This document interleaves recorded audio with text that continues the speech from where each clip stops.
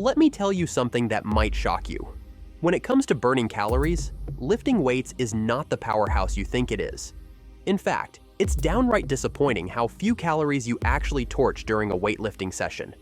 I know this probably sounds ridiculous, and you might even think I'm out of my mind for saying it. But stick with me here, because I'm going to break it all down for you. By the time we're done, you'll see exactly why hitting the gym with weights isn't the calorie-burning monster it's hyped up to be, and why that's not necessarily a bad thing. You might be thinking, but my workouts feel so intense. I'm dripping in sweat and feel completely spent. How could it not burn a ton of calories? And that's fair. Those feelings are real, but they don't tell the full story. The truth is, the way we burn energy during different activities is far more nuanced than most people realize. Once you understand this, your whole perspective on working out could change for the better. So, let's dive in and challenge everything you thought you knew about fitness and calories. Let's break this down and get straight to the heart of it. Before we dive deeper, let's tackle the basics. What exactly is a calorie, and why does it matter? If we're going to talk about how much energy we're burning, we need to first understand what that energy even is.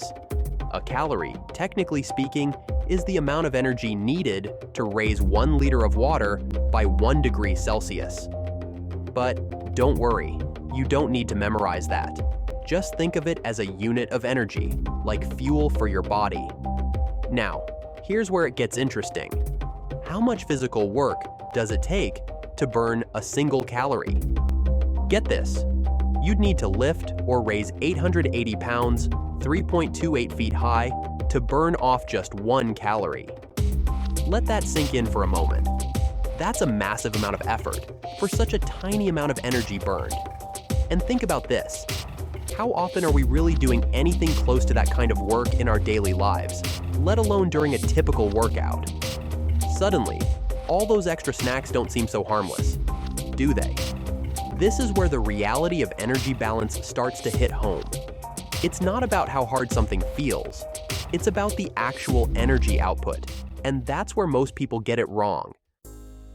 Alright, let's put this into perspective with a little thought experiment. Imagine you're one of the strongest lifters in the world, someone who can pull an incredible 880 pounds off the floor. You load up the barbell, grind through 10 reps, and lift that weight a full meter high each time. That's no small feat. It's a mind-blowing display of strength. But guess how many calories you burned in that epic effort? 10. Yep, just 10 calories. All that work for the same energy as a bite of an apple or a sip of soda. Now, let's crank it up.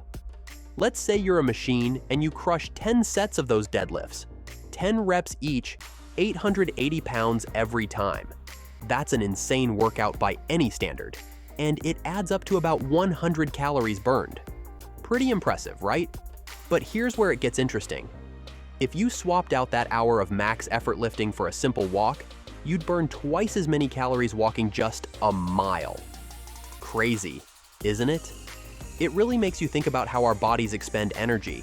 You could be lifting mind-blowing weights in the gym or simply strolling through your neighborhood, and the calorie burn might not be as different as you'd expect. So I decided to put this to the test. I measured everything. My squats, adductor exercises, leg curls, leg extensions, you name it. I calculated every single movement, every rep, and every pound of weight I lifted during one of my hardest, most intense leg days. I won't bore you with the gritty details of the math, but the result was clear. I burned a little over 300 calories. That's it. And this wasn't some half-hearted session. I pushed myself to the limit. Now, let me clarify something. I'm no lightweight. I've been lifting for years. I'm strong, and I can move some serious weight. But even with all of that, my most grueling workout barely cracked the 300 calorie mark. Let that sink in for a moment. If that's what I can burn, what do you think the average person is managing? Maybe 400 calories if you're really strong and giving it your absolute all. And yet, how often do we hear people say, "Oh, it's leg day. I deserve a massive cheat meal. 1,000-calorie burger with fries just because you burned a few hundred calories?" That math doesn't add up. And here's the kicker. Those 300 calories include everything: the squats, the isolation machines, the cumulative effort. It's not like I skipped exercises or took it easy. Yet, the energy expenditure still doesn't come close to justifying a calorie-packed cheat meal. Now think about all the smaller workouts, your chest day, your bicep curls. Those burn even fewer calories. Most people drastically overestimate how much they burn during weightlifting, and it's this misunderstanding that often sabotages progress. So, if you're using your workout as a green light to indulge, it might be time to rethink that approach. Let's look at how this applies to the bigger picture. What about Afterburn? People love to bring this up as a game changer, so let's talk about it. Yes, there is an afterburn effect after intense weight training. When you finish a heavy workout, your metabolism gets a small boost. Your heart rate stays slightly elevated. Your body works harder to return to its normal state, and you burn a few extra calories in the process. Sounds great, right? Well, here's the reality check. It's not nearly as dramatic as people think. At best, you might burn an additional 30 calories after a high-intensity weightlifting session. So, if you burned 300 calories during your workout, Afterburn might push that total to 330. Sure, it's something, but let's keep it in perspective. 30 calories is nothing compared to the massive calorie deficit people assume they're creating. To put it in context, that's about the energy in one sip of soda, not even a full drink. You can't realistically justify an indulgent cheat meal based on this tiny boost. And this is where the hype around Afterburn falls flat. It's not the magical fat-burning engine that lets you devour a 1,000-calorie burger after your workout and still expect to stay on track. The math just doesn't add up. While the Afterburn effect is real, its impact is minor. Instead of relying on it as your calorie-burning savior, it's better to focus on what you can control during your workouts and your overall activity level. Let's break this down even further to see what really matters for energy balance. Think about this. You're doing 30 sets in a single workout. That's a lot, right? If you're hitting the gym 6 or 7 days a week, pushing through 30 sets every day, that's some serious volume and intensity. You're not just casually moving weights around. You're focused, driven, and working your tail off. And let's say you're keeping your rest periods short, maybe a minute, minute and a half tops, and really dialing in on time, under tension. Those sets last 30, 40, even 60 seconds. That's no joke. It adds up to about 20 minutes of intense, focused effort, almost like a mini session of high-intensity interval training. But here's the kicker. Even with all that effort, it's still just 20 minutes of work in the grand scheme of things. Now, compare that to something like walking for an hour. When you walk, you're constantly moving. Your whole body is engaged the entire time. Or take the stepper, for example. If you weigh 200 pounds and spend an hour lifting yourself up and down on that machine, you're torching way more calories than you would curling a 70-pound barbell for your triceps or preacher curls for your biceps. Even if your workout includes the heavy hitters, deadlifts, squats, bench presses, and rows, the calorie burn still doesn't come close. Sure, those compound movements are intense and recruit a lot of muscles, but the overall energy expenditure just isn't as high as you'd expect. And here's where it gets tricky. You might be thinking, but it feels so hard. How could it not burn a ton of calories? That's the thing. Effort and calorie burn aren't always as closely linked as we like to believe. You're lifting heavy, your muscles are screaming, and you're drenched in sweat. But in terms of raw calorie output, it's just not stacking up. Your body might feel wrecked after lifting, but that doesn't mean you've created a massive calorie deficit. In fact, much of what feels intense is just the localized effort of small muscle groups working hard, rather than your entire body being pushed to sustain continuous movement. It's this difference that explains why cardio burns significantly more calories in a similar amount of time. And it's a game changer once you start to really understand it. And hey, take a second to like this video and subscribe to the channel. It's a small gesture, but it helps a lot and keeps this content coming your way. When I first got back into cardio, I could barely manage 15 minutes without feeling completely drained. But over time, something amazing happened. Each week, I started going a little further and feeling a little stronger. Eventually, I worked my way up to an hour and a half, and it felt great. The same effort that left me winded in 15 minutes had turned into something I could sustain for an hour without breaking a sweat. This progress didn't happen overnight, but it reinforced an important truth. By progressively overloading your cardiovascular capacity, you can burn more calories in less time. Now, when I hop on a bike and ride for an hour, I can easily burn 800 calories without feeling like I'm killing myself. But a year or two ago, that would have been impossible. It's not just about getting fitter. It's about training your body to be more efficient. Over time, your cardiovascular system improves, your endurance builds, and suddenly, burning 800 calories in an hour isn't a struggle. It's just another workout. This is where cardio becomes an invaluable tool.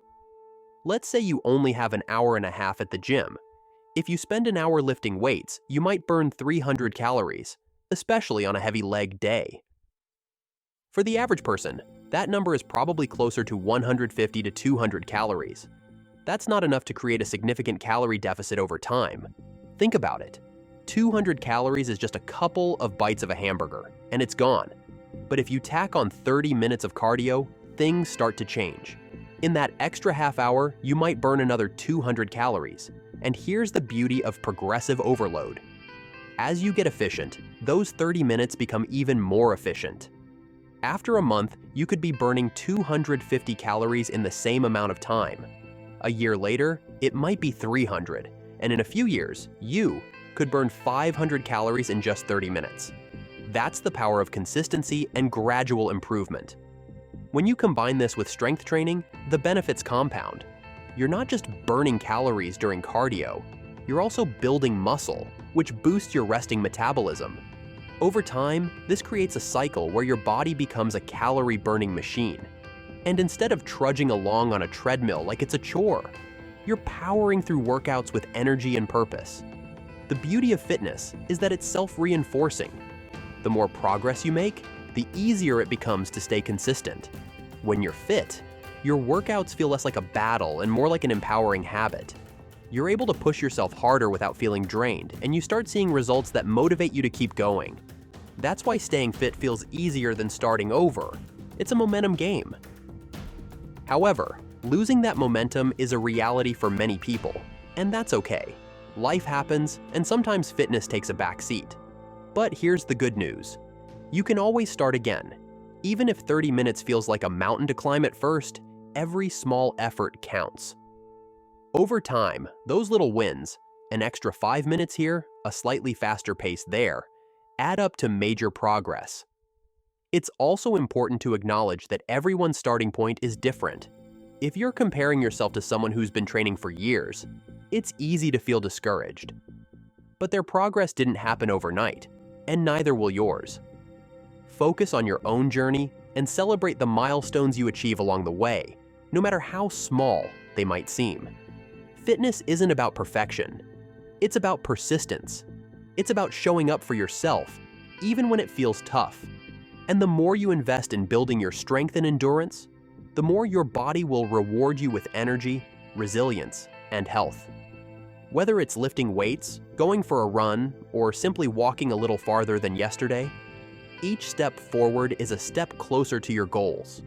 So, if you're just starting out or coming back after a break, give yourself grace. Take it one workout at a time, and don't be afraid to start small. Progress might feel slow at first, but consistency will carry you through. Before you know it, that 15-minute effort will turn into an hour of confidence, energy, and strength. And that's where the real transformation begins. That's the takeaway here.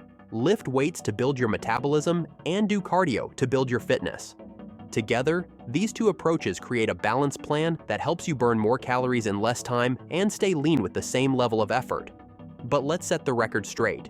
Don't think you need to pile on extra food just because it's leg day. The idea that you're burning massive calories in the gym and need to refuel with a cheat meal is a myth.